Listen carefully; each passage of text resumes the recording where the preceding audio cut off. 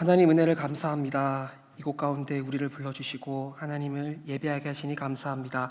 하나님, 우리 마음 가운데 성령이 더욱더 충만하게 임재하여 주시고, 또한 이곳 가운데 성령의 임재와 능력과 영광으로 함께 하셔서 하나님 홀로 영광 받으시는 그리스도만이 높아지는 예배 될 수 있도록 주님께서 함께하여 주옵소서. 이 모든 말씀 우리의 치료자 되시는 예수님 이름으로 기도드렸습니다.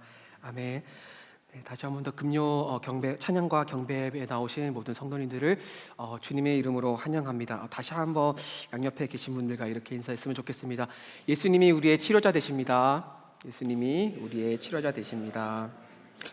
네, 우리 함께 일어나셔서 하나님 말씀을 받도록 하겠습니다. 오늘 우리에게 주신 하나님 말씀은 에베소서 2장 1절부터 10절까지의 말씀입니다. 한 절씩 교독하여 읽고 마지막 절을 함께 읽도록 하겠습니다. 제가 먼저 읽겠습니다. 여러분 또한 여러분의 허물과 죄로 죽은 사람들이었습니다. 그때 여러분은 이 세상 풍속을 따라 허물과 죄 가운데 살았고, 공중의 권세 잡은 자 곧 지금 불순종하는 아들들 가운데 활동하고 있는 영을 따라 살았습니다. 그때는 우리도 다 그들 가운데 속해 육체와 마음이 원하는 것들을 행하며 육체의 욕망대로 살았습니다. 우리도 그들과 마찬가지로 태어날 때부터 진노의 자녀들이었습니다. 그러나 자비가 풍성하신 하나님이 우리를 사랑하신 그 크신 사랑으로 인해 허물로 죽은 우리를 그리스도와 함께 살리셨습니다. 여러분은 은혜로 구원을 받은 것입니다. 그리고 그리스도 예수 안에서 함께 일으키시고 함께 하늘에 앉히셨습니다. 이는 그리스도 예수 안에서 다가오는 모든 세대에게 하나님의 은혜가 지극히 풍성함을 보여주기 위한 것입니다. 여러분은 은혜로 인하여 믿음으로 구원을 받았습니다. 이것은 여러분에게서 나온 것이 아니요 하나님의 선물입니다. 행위에서 난 것이 아니니 아무도 자랑하지 못하게 하려는 것입니다. 우리는 하나님께서 미리 예비하신 선한 일들을 위해 그리스도 예수 안에서 창조된 하나님의 피조물입니다. 하나님께서는 우리가 선한 일들을 행하며 살기를 원하십니다. 아멘. 잠시 기도하겠습니다. 하나님 아버지, 감사합니다. 이 시간 하나님 말씀을 받습니다. 성령 하나님, 우리 마음 가운데 말씀하여 주셔서 그리스도 예수를 아는 지식을 풍성히 얻고 돌아가는 시간이 되게 하여 주시고, 하나님, 죄로 말미암아 죽었던 우리의 마음이 그리스도의 풍성하신 은혜와 사랑 안에서 어떻게 회복되었는지 누리며 하나님이 주신 자유와 기쁨과 소망을 누리며 하나님의 사랑 안에서 우리에게 주어진 삶을 살아갈 수 있도록 주님께서 함께하여 주옵소서. 이 모든 말씀 우리의 치료자 되시는 예수님 이름으로 기도드립니다. 아멘. 자리에 앉으셔도 좋습니다.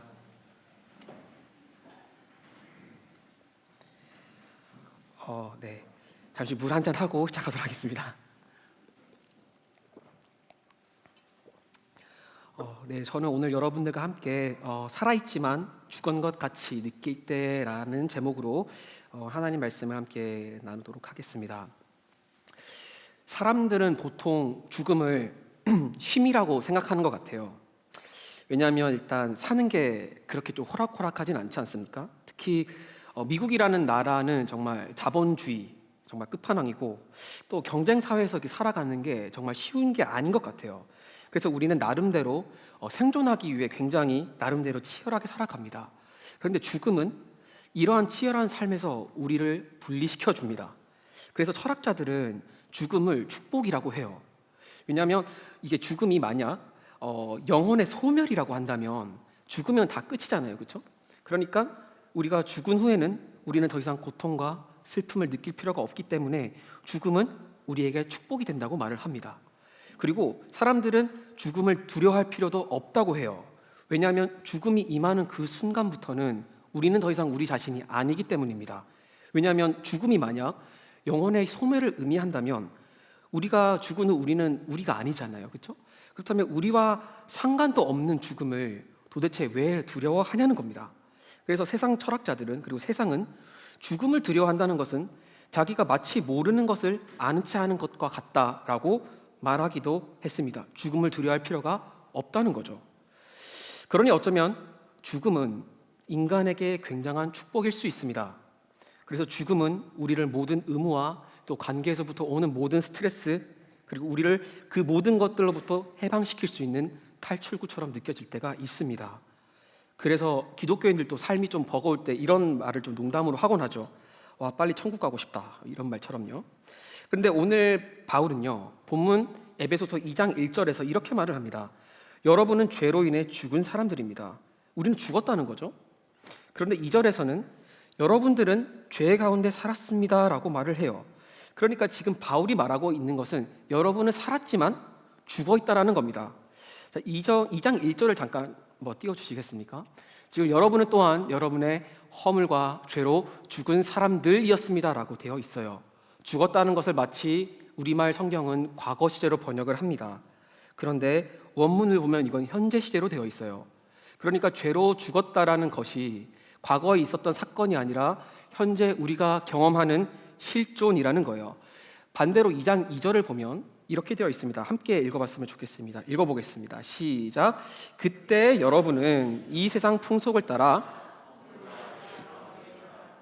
공중의 권세 잡은 자 아들들 가운데 활동하고 있는 영을 따라 살았습니다. 근데 여기서 지금 바울은 너희가 살았다라고 하면서 이건 과거 시제로 되어 있어요. 헬라어에서 과거 시제는요, 단순히 과거에 발생한 어떤 순간만 얘기하는 게 아니라 과거의 발생 사실을 얘기하면서도요, 동시에 발생하는 그 순간을 굉장히 포착해서 말해주는, 마치 우리가 과거에 죄로 죽었던 그 사건을 카메라로 찍어서 너희가 이랬다라고 보여주는 것 같은 역할을 해요. 그러니까 지금 바울이 2절에서 말하는 것은 여러분 에베소 교회 성도 여러분, 여러분이 그리스도를 믿기 전에 죄 가운데 살았던 것은 일단 과거 사실에 불과하기는 합니다 라고 말을 해요. 그런데 동시에 2장 1절에서는 바울이 뭐라고 하죠? 네, 여러분은 지금 죄로 말미암아 죽은 것을 현실 가운데서 경험하고 있다라고 말을 해요. 왜냐하면 바울은 굉장히 의도적으로 죄로 죽었다라는 것을 현재 시제로 사용하고 있기 때문입니다. 그러니까 지금 바울이 오늘 본문에서 말해주는 죽음은요, 세상 사람들이 생각하는, 그리고 기독교인들이 흔히 생각할 수 있는 이 세상으로부터의 탈출구가 아닙니다. 오히려 죽음은 오늘날 현실 속에서 이미 구원받은 신자들 속에서도 경험하는 삶의 실존이라는 거예요. 마치 식물인간이나 또 뇌사 상태에 빠진 사람들처럼 죄는 지금 내가 살아가고는 있지만 뭔가 죽어 있는 것처럼 느끼게 만드는 그런 어떤 죄의 실존을 얘기해 주고 있는 겁니다. 죄는 우리 인생의 의미와 목적을 상실시키고요, 그리고 우리를 허무함 가운데 밀어넣게 합니다. 바울은 이렇게 우리에게 너희는 뭔가 살아는 있지만 뭔가 생명력을 상실하고 죽은 것 같이 느끼는 우리의 인생의 실존에 대해서 말을 하고 있습니다. 다시 말해서 정리하면 죄는 우리로 하여금 뭔가 살아는 있지만 뭔가 죽은 것처럼 느끼게 한다는 거예요. 그리고 죄의 죽음은 우리를 허무 속으로 밀어넣습니다. 그래서 저는 오늘 본문을 통해서 바울이 말하는 죄의 죽음에 대해서 좀 나누고자 합니다. 무엇이 살아는 있지만 우리로 하여금 죽어 있게 만드냐는 겁니다. 그래서 저는 본문을 통해 첫 번째로 기독교에서 말하는 죄로 말미암은 죽음이 무엇인지 알려드릴 겁니다. 그리고 두 번째로 죄로 말미암은 죽음의 결과가 무엇인지 말씀드리겠습니다. 그리고 마지막 세 번째로 죽음을 극복하게 하신 그리스도에 대해서 말씀드리겠습니다. 하나씩 살펴보며 은혜를 나누도록 하겠습니다. 첫 번째입니다. 기독교가 말하는 죽음이 무엇인지 말씀드리겠습니다. 다시 한 번 더 오늘 본문 에베소서 2장 1절을 함께 읽어보겠습니다. 시작. 여러분은 또한 여러분의 허물과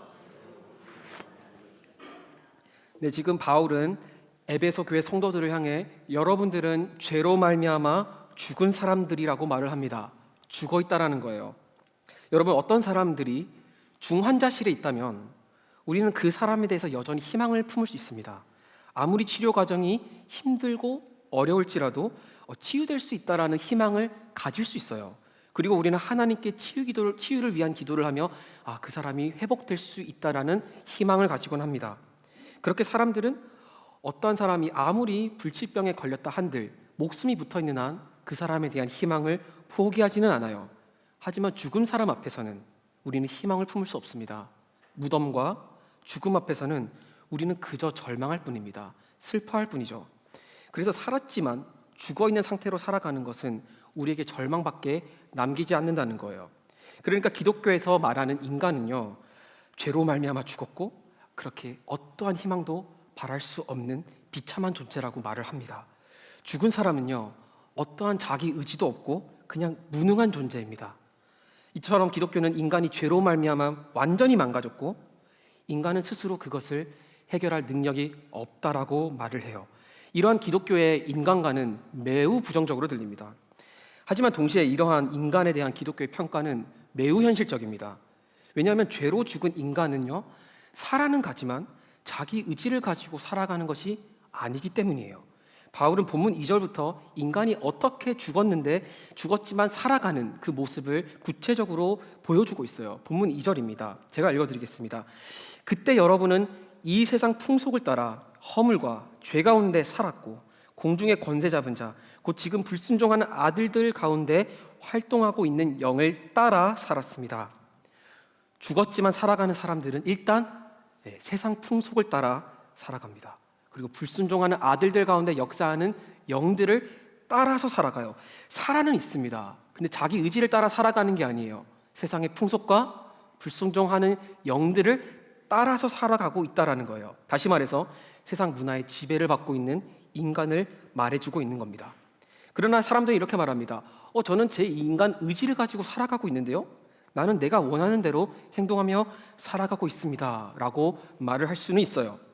하지만 우리는 일단 세상의 문화를 따라 살아갑니다. 잠시 후에 제가 구체적으로 말씀드릴 겁니다. 그리고 불순종하는 아들들 가운데 역사하는 영들을 따라서 살고 있어요. 우리의 의지로 살아가는 게 아닙니다. 그리고 바울은 본문 3절에서 이렇게 말을 합니다. 우리가 육체와 마음이 원하는 것을 행하며 육체의 욕망대로 살았다. 우리는 육체의 욕망대로 살아가는 자라는 거예요. 마이클 샌델이라는 하버드 명교수가 쓴 책 중에 정의란 무엇인가라는 책이 있습니다. 굉장히 유명한 베스트셀러고 아마 여러분들 중에서는 이 책을 읽어보신 분도 있을 것 같습니다. 이 책에서 샌델 교수는 칸트의 철학을 바탕으로 해서 자유의 개념에 대해서 논하고 있는데요. 제가 그 부분을 조금 인용해 드리겠습니다. 잘 들어보십시오. 우리는 자유를 아무런 방해도 받지 않고 하고 싶은 일을 할 수 있는 상태라고 생각하는 경향이 있다. 칸트의 생각은 다르다. 그가 생각하는 자유는 좀 더 엄격하고 까다로운 개념이다. 칸트의 논리는 이렇다. 다른 동물처럼 쾌락이나 고통 회피를 추구한다면 우리는 진정으로 자유롭게 행동하는 것이 아니다. 오직 식욕과 욕구의 노예로 행동하는 것이다. 욕구를 충족하기 위한 행동은 우리밖에 주어진 어떤 목적을 위한 것이기 때문이다. 지금 샌델 교수는 욕구를 따라 행동하는 것이 자유가 아니라고 말을 합니다. 그리고 샌델 교수는 우리가 자주 마시는 그 스프라이트 광고 문구를 하나 인용을 해요. 스프라이트 음료 회사에서는 이런 광고 문구를 냅니다. 당신의 갈증에 복종하십시오. 우리는 무더운 여름날 목이 말라서 스프라이트를 꺼내서 캔을 따고 마신다고 생각을 해요.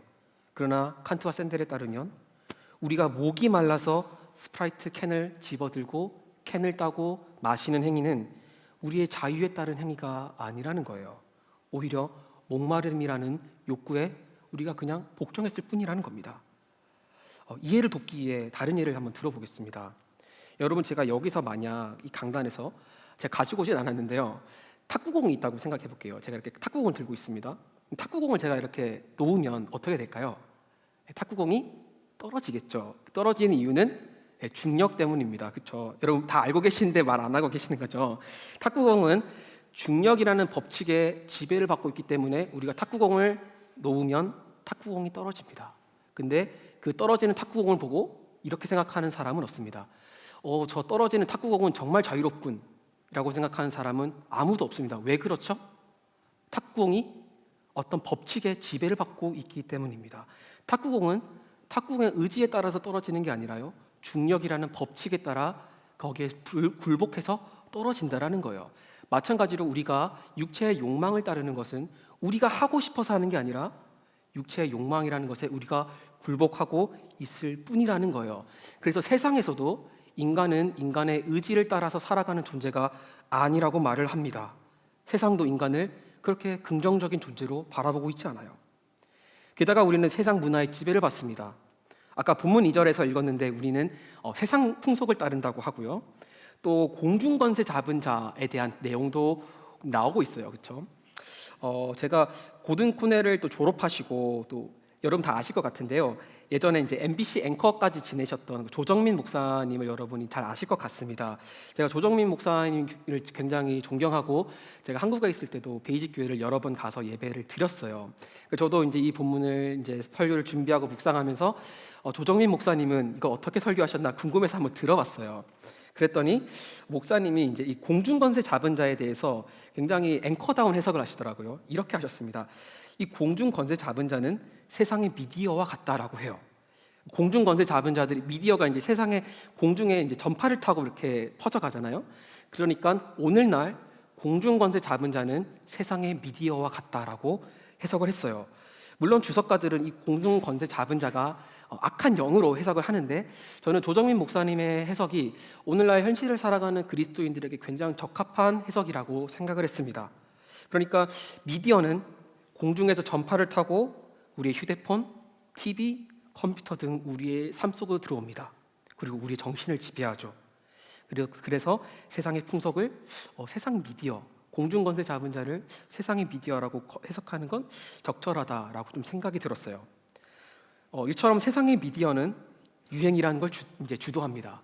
근데 생각해 보십시오, 여러분. 우리가 유행을 도대체 왜 따라가는 걸까요?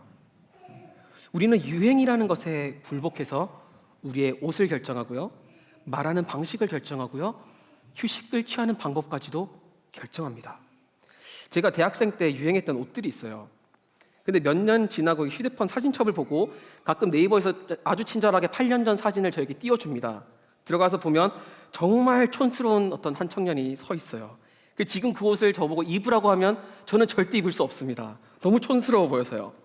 근데 여러분, 그 유행을 도대체 누가 정한 겁니까? 제가 그 옷을 입지 않는 이유는요, 제가 스스로 의지를 따라서 그 옷을 입지 않는 게 아니에요.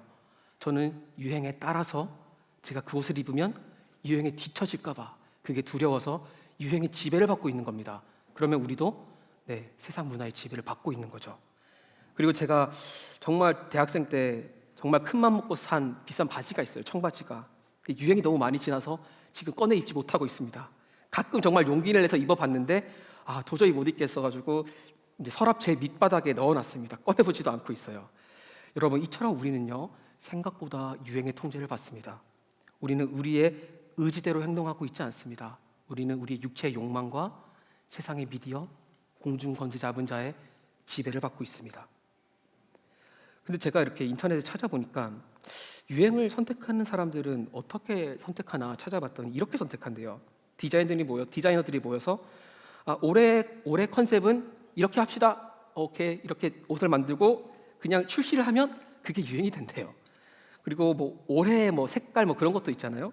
그런 걸 어떻게 정하는지 찾아봤더니 그냥 이걸로 하자 하면 그렇게 된다는 거예요. 근데 그렇게 정한 것에 우리는 굉장히 큰 지배를 받고 있다는 거예요.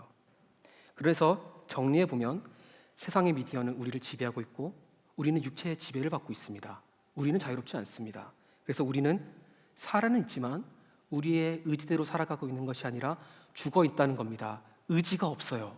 그냥 누군가를 따라서 살아는 있지만 죽어 있는 것처럼 살아간다는 겁니다. 그렇다고 여러분, 유행을 초월해서 살아갈 필요는 없습니다. 왜냐하면 우리는 다 함께 살아가고 있으니까요. 어쨌든 이렇게 인간은 자유롭지 않습니다. 성경도 그렇게 말을 하고요, 세상도 그렇게 말을 하고 있어요. 그래서 세상에서 기독교는 너무 인간을 부정적으로 평가하는 것 같아요 라는 평가는 그렇게 적절치 않은 것 같습니다. 세상도 그렇고 기독교도 똑같이 인간을 굉장히 부정적으로 평가함과 동시에 그것은 매우 타당하고 현실적인 평가인 것으로 보입니다. 여기까지 얘기를 듣고 어떤 분들은 저는 세상 풍조를 따라가지 않습니다. 저는 도덕적으로 착하게 성실하게 살아가고 있어요. 그러니까 저는 세상 풍조를 따라가지도 않고 육체의 욕망을 따라가지고 있지도 않는 거죠.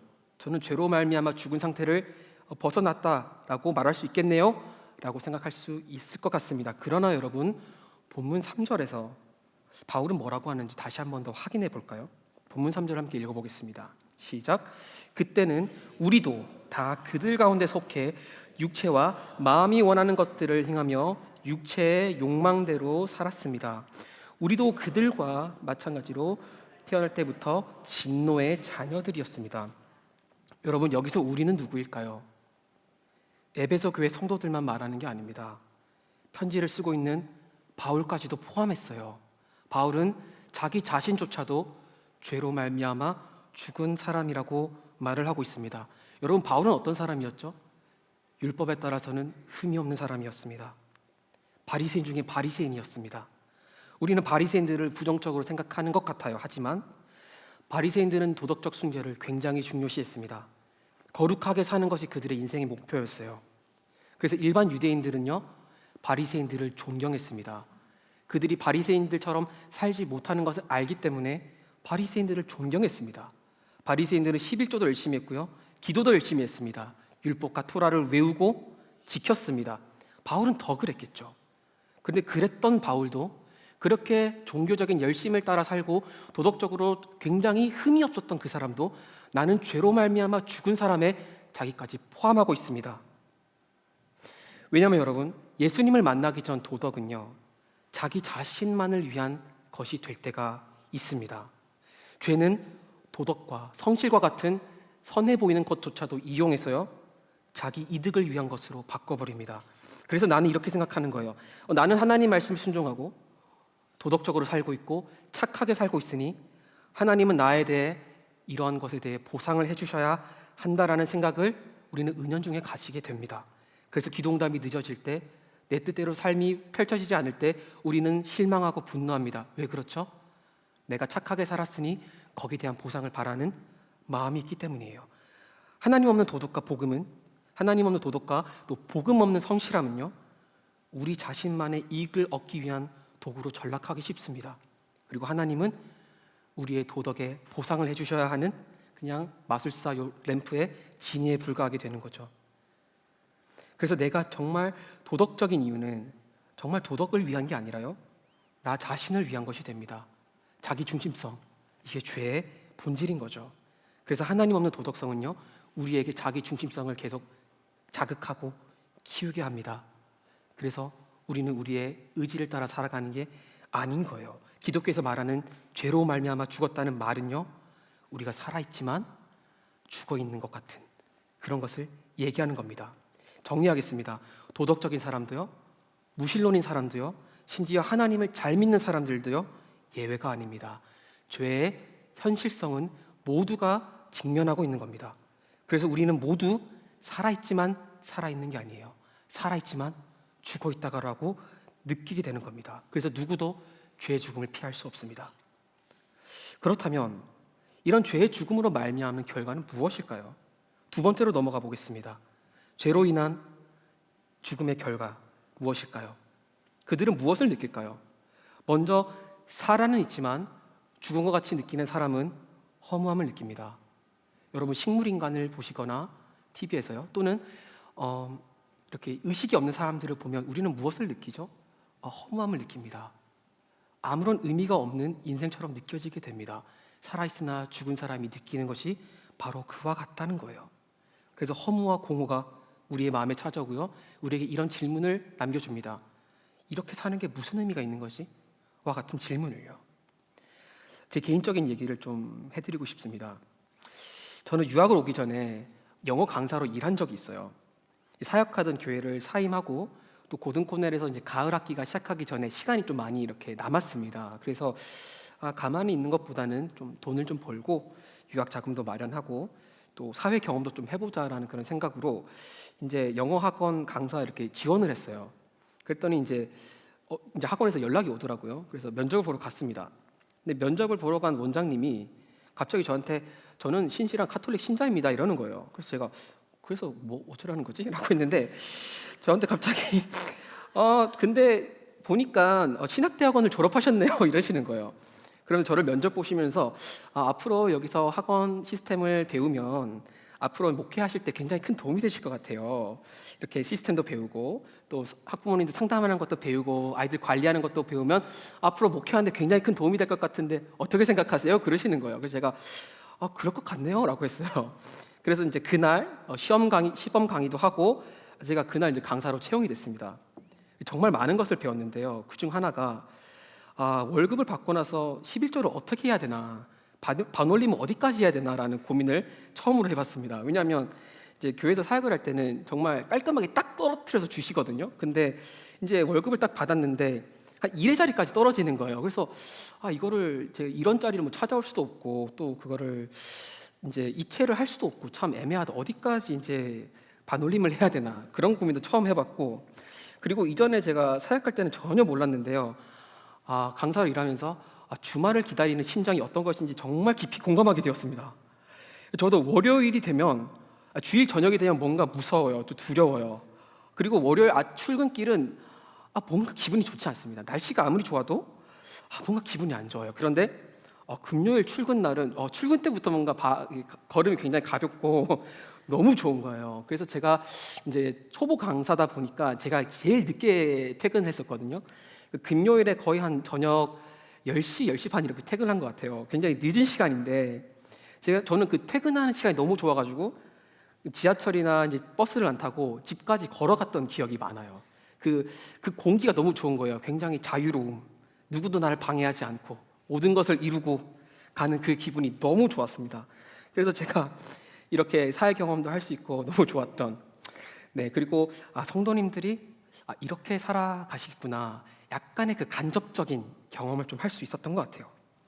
근데 제가 강사 생활하면서 제일 힘들었던 거는요, 이거였어요. 내가 도대체 이걸 왜 하고 있지?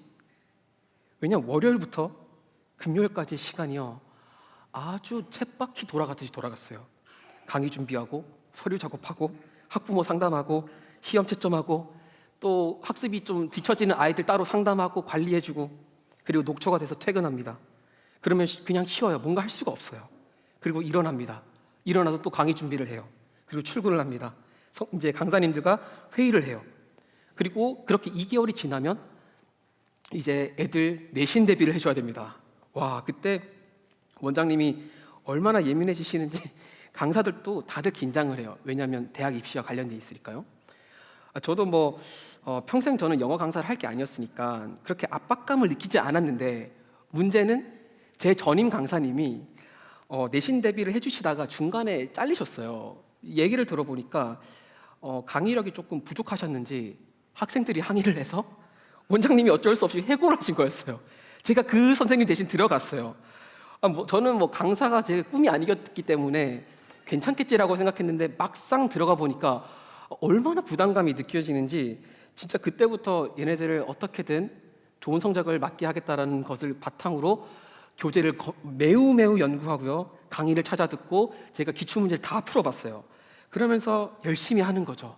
그러면서 제 마음 가운데 이런 질문이 찾아옵니다. 이걸 왜 하고 있지? 난 지금 뭘 위해서 살아가고 있는 거지? 물론 학생들이 좋은 성적 받는 거 중요하죠. 강사가 해야 되는 일이죠. 저도 제 자랑은 아니지만 이러면 자랑인데 제가 나름대로 좀 잘했나 봐요. 그래서 원장님도 너무 좋아하셨고, 그리고 성적을 진짜 바닥에 기는 아이들이 높은 성적을 받았어요. 그래서 제가 유학 때문에 저 이제 강사 그만둬야 될 것 같아요라고 말씀드릴 때 원장님이 한 달만 더 해달라고 이렇게 사정사정을 하셔서 제가 한 달만 더 연장 근무를 했던 그런 시절이 있습니다. 그런데 제가 그렇게 인정받으면서 살아가도요, 계속 마음에 남는 질문은 이거였어요. 이렇게 살아가는 게 도대체 무슨 의미가 있지? 내가 원장님한테 인정받고 강사님들과 잘 지내고, 근데 도대체 내 삶의 목적은 뭐지? 무엇을 향해 흘러가고 있는 거지? 이 경쟁사회 속에서 내가 살아남는 게 뭐가 의미가 있는 거지? 저는 마치 열심히는 살아가지만 허무함을 느꼈습니다. 의미가 없음을, 목적을 상실한 것과 같은 그런 느낌을 받았어요. 이렇게 살아가나 죽은 것 같이 느끼는 사람들의 첫 번째 특징은요, 공허함을 느낀다는 겁니다. 허무함을 느껴요. 그리고 이 허무함을 느끼는 사람들은 그 허무함을 이기기 위해서 열심히 삽니다. 진짜 열심히 살아요. 여러분, 하나님 없는 바울을 생각해 보십시오. 열심히 살았습니다. 그는 기독교인들을 열심을 다해 박해했습니다. 그래서 그가 얼마나 열심으로 박해했으면 그가 회심한 것을 예루살렘 사도들도 믿지 않을 정도였습니다. 그는 하나님 없이 살아갔지만 굉장히 열심히 살았어요. 그래서 바나바가 바울을 데려다가 중재를 했고, 그 이후 12 사도들은 바울의 회심을 받아들입니다. 그리고 에베소라는 이 도시는 로마의 3대 도시 중 하나였어요. 굉장히 유명한 상업 도시였습니다. 오늘날의 뉴욕과 같은 그런 굉장히 번화하고 화려한 도시였습니다. 에베소 사람들은 오늘날 도시 사람들처럼 굉장히 열심히 살아갔습니다. 무역도 열심히 하고 부를 축적하고 철학도 열심히 배웁니다. 수학을 배우고 자기가 정치에 입문하기 위해서 열심히 살아요. 그들은 인생을 허투루 살지 않았습니다. 마찬가지입니다. 여러분, 세상 사람들은요, 죽으면 끝이라는 것을 알기 때문에 이 세상의 삶이 굉장히 소중하다고 합니다. 그러니까 열심히 살아야 된다고 해요. 이 세상은 죽음을 연습하는 곳이기 때문에 우리는 하루하루를 소중히 여기며 살아가야 된다고 합니다. 그래서 내일 죽음이 찾아올 수도 있으니 오늘 하루를 최선을 다하라고 해요. 그래서 카르페 디엠, 즉 오늘 하루를 붙잡아라 라는 라틴어가 오래전부터 사용된 거죠. 그러나 오늘 하루를 살아가라, 우리는 오늘 하루를 붙잡아야 한다라는 격언은 하루를 열심히 살게 할 수는 있습니다. 하지만 결국 이것은 나는 오늘만 산다와 같은 쾌락주의로 사람들을 빠지게 합니다. 그러면 결국 우리는 다시 무엇으로 회개할까요? 허무주의로 회개합니다. 여러분, 결국 우리는 죄로 인해서 우리의 삶은 살아있으나 죽은 것 같이 느껴집니다. 그래서 우리는 허무함을 느낍니다. 그것을 해결하기 위해서 열심히 살아가요. 쾌락을 추구합니다. 그러나 그것의 결과는 다시 허무주의로 복귀하는 거예요. 여러분, 우리는 아무리 열심히 살아가도요, 마치 다람쥐가 쳇바퀴를 도는 것 같은 그런 것처럼 느껴져요. 로봇과 같이 열심히는 살아가지만 목적과 의미를 상실한 채 살아가게 느끼게 됩니다. 허무함이 우리를 찾아오게 돼요. 그리고 여러분, 이렇게 아무런 의미와 목적 없이 그냥 존재만 하고 있는 곳, 살아는 있지만 죽어 있는 곳, 그곳이 바로 지옥입니다. 지옥은 그냥 살아는 있어요. 하지만 그 삶에서는, 지옥에서의 삶은 아무런 목적과 의미가 없습니다. 그것은 눈물, 허무함밖에 남지 않아요. 다시 말해서 죄로 인해 우리는 목적을 상실하고 의미를 상실하고 살아가게 됩니다. 그것이 마치 우리는 살아는 있지만 죽어 있는 것처럼 느끼게 한다라는 거예요. 왜냐하면 여러분, 우리가 죄로 말미암아 느끼는 그 상실감을 해결하기 위해 우리가 추구하는 세상의 열심, 쾌락들은 영원하지 않기 때문입니다. 영원한 것을 위해 살아가지 않는 삶은 결국 우리를 다시 허무주의로 복귀하게 됩니다. 자, 그러면 우리는 죄로 말미암아 우리는 살아는 있지만 죽어 있다라고 느낍니다. 허무함을 느끼고요, 그것을 해결하기 위해서 우리는 온갖 노력을 다했습니다. 하지만 그것은 모두 실패로 귀결됨을 지금까지 살펴보았습니다. 그럼 우리는 무엇을 해야 되는 걸까요? 아니요, 우리는 무엇도 할 수 없습니다. 바울은 이러한 죄로 인한 삶의 현실을 해결하기 위해 그리스도께서 우리에게 무엇을 행하셨는지를 말씀해주고 있습니다. 마지막 세 번째입니다. 그리스도 안에서 모든 죽음이 해결됩니다. 바울은 본문 1절부터 3절까지 우리가 죄로 죽은 채 살아가는 사람들이 어떻게 살아가는지를 말씀해주고 있었어요. 그것은 살아있으나 죽은 것 같은, 즉 삶의 방향과 목적을 상실하고 허무함을 느끼는 삶이라고 했습니다. 그리고 본문 4절부터는요, 하나님의 자비와 사랑이 그리스도 안에서 우리를 다시 살리셨고 우리가 그리스도 안에서 새로운 생명을 얻었다라고 말을 하고 있어요. 그래서 오늘 본문을 헬라어 원어로 보면요, 1절부터 3절까지, 즉 죄로 말미암은 죽음, 그것을 따라서 살아가는 우리의 삶을 표현하는 그 문장에서는요, 주어와 동사가 없습니다. 주어와 동사가 없으면 어떨까요? 해석하기가 무진장 어렵습니다. 굉장히 까다롭습니다. 그래서 1절부터 3절까지의 무질서한 헬라어 문장을 읽다 보면 이런 생각이 들어요. 마치 이 문장은 죄로 말미암아 우리의 인생의 목적과 의미를 상실하고 살아가는 우리의 삶과 같다라고 느끼게 해요. 그런데 여러분, 놀랍게도 본문 4절부터 문장의 주어와 동사가 확실하게 제시됩니다. 그래서 1절부터 3절까지 읽었을 때 그 혼동감이, 그리고 허무함이 사라져요.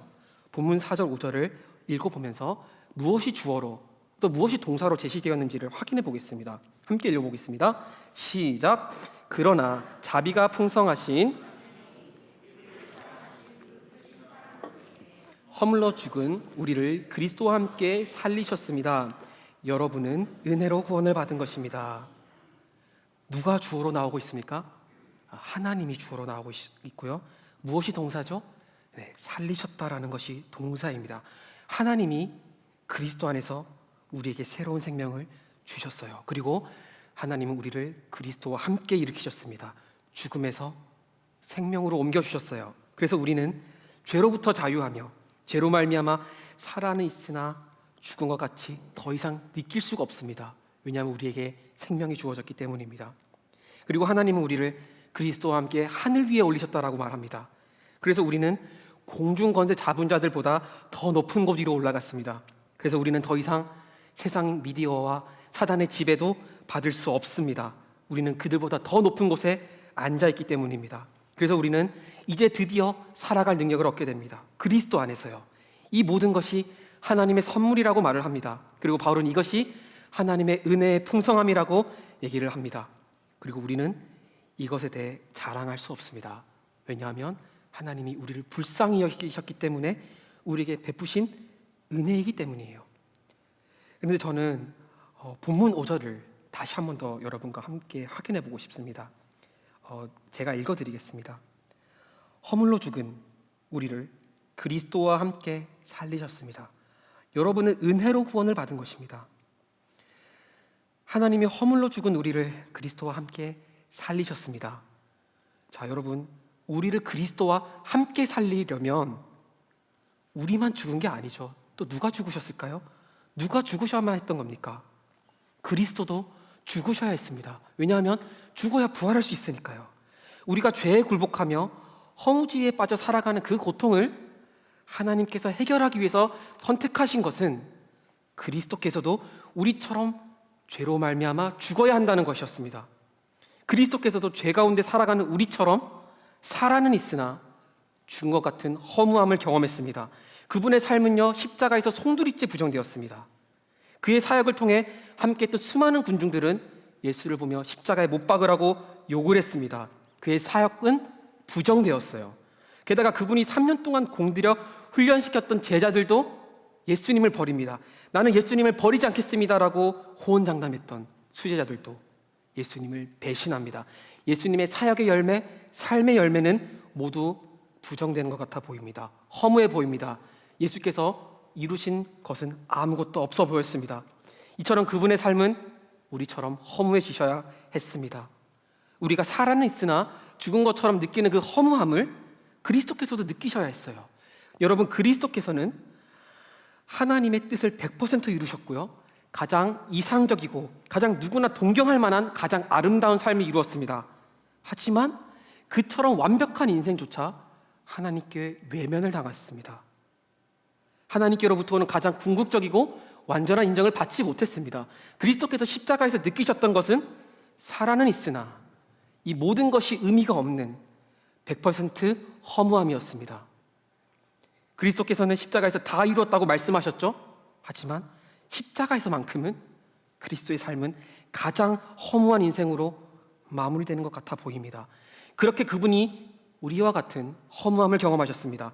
그리고 그러한 허무함을 부활을 통해 다 무너뜨리셨습니다. 그래서 우리는 그리스도 안에서 그러한 죄로 말미암은 허무함을 더 이상 경험하지 않게 되는 겁니다. 왜냐하면 그리스도께서 우리와 함께 죽으시고 부활하셨고 우리는 그분과 함께 일으켜졌기 때문입니다. 우리는 이제 그분과 함께 하늘 위에 앉아 있습니다. 그리고 그리스도께서는 우리가 그리스도 안에 있다면 그분이 이루신 모든 완전하고 합당한 삶을 우리에게 선물로 주십니다. 그래서 우리가 그리스도 안에 있다면 우리는 죄로 말미암는 그런 허무함을 더 이상 느끼지 않아도 됩니다. 왜냐하면 우리에게 새로운 생명이 주어졌기 때문이에요. 그리고 제가 여러분 PPT로 준비하지 않았지만 에베소서 2장 10절을 다시 읽어드리겠습니다. 잘 들어보십시오. 우리는 하나님께서 미리 예비하신 선한 일들을 위해 그리스도 예수 안에서 창조된 하나님의 피조물입니다. 하나님께서는 우리가 선한 일들을 행하며 살기를 원하십니다. 여러분 10절에서 살기를 원합니다 라고 말했던 이 동사가요, 에베소서 2장 2절에서 우리가 죄 가운데 살았다는 동사와 똑같은 헬라어 동사입니다. 바울은 이렇게 얘기하고 있는 거예요. 여러분이 그리스도 안에 있다면, 여러분이 그리스도와 함께 하늘 위에 앉혀진 자라면 여러분은 더 이상 살았으나 죽은 것 같이 살지 않아도 됩니다. 여러분은 이제 정말로 그리스도께서 우리에게 맡겨준 이 삶을 기쁨과 소망과 행복함을 가지고 살 수 있습니다. 여러분은 여러분의 삶의 목적을 완전하게 100% 성취할 수 있는 삶을 살게 된다라고 약속하고 있는 겁니다. 여러분, 그러므로 그리스도께로 오십시오. 우리는 우리의 힘으로 우리 인생에서 느끼는 죄의 허무함과 그리고 쾌락과 또 허무함으로 돌아가는 그 인생을 극복할 수 있는 힘이 없습니다. 우리는 죄의 노예이기 때문입니다. 그러나 그리스도께서 우리를 불쌍히 여기시고요, 우리에게 생명을 주십니다. 그리고 그분의 능력은 우리로 하여금 다시 한 번 더 우리가 죄로 말미암는 그런 삶의 실존을 경험할지라도 살아가게 합니다. 그분의 능력이 우리를 새롭게 하기 때문입니다. 그러므로 여러분, 다 함께 찬양하며 또 기도하며 그리스도께로 나아갔으면 좋겠습니다.